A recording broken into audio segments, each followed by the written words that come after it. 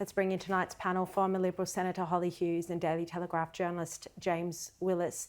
Hollie, that was just so heartbreaking to watch. And how strong is EL for speaking out to tell the world leaders, don't give up, go and save his brother, put pressure on him, Hamas, because all we hear them do is put pressure on Israel. It's disgusting. I was so trying to keep it together when you were just talking to Illy and what he was saying about his brother, but when you mentioned Bibas, that's just Ariel Bibas's birthday. That's just doubly heartbreaking. And to see the disgusting protests on Sunday and the complete lack of recognition and comprehension from our own leadership and so many international leaders of what is truly going on and the plight of these hostages. I mean, my daughter's got her modern history exam in the trials tomorrow, and I know World War II is always part of that modern history. What were these people doing in school? Were they not paying any attention? This is absolutely heartbreaking. And for those of us that have been to Yad Vashem and seen the real what happened in the Holocaust, this is just beyond comprehension. And the strength and courage that he just showed to speak to you, I think, is just extraordinary. No, I agree.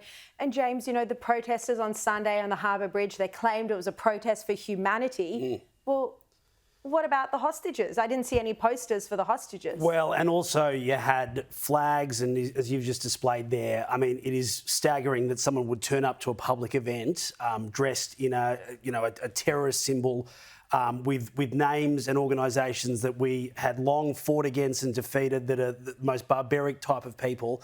I just find that so sad.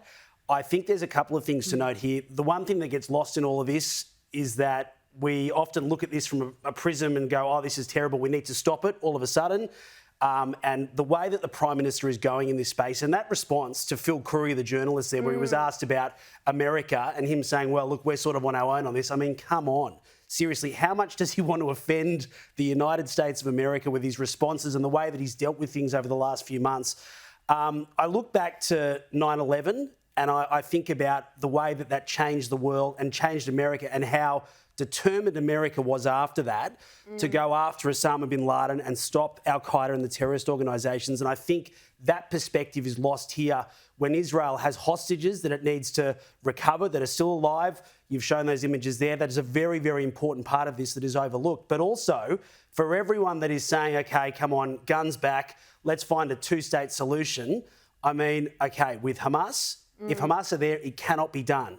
And no one seems to be able to answer that question. So the idea of Israel just standing back and saying, OK, it's all over, you have that, we'll have that, we're all good, it won't happen. And anyone that thinks it will happen and sides with the Palestinian people is siding with a terrorist organisation. It is as simple as that. Disgusting.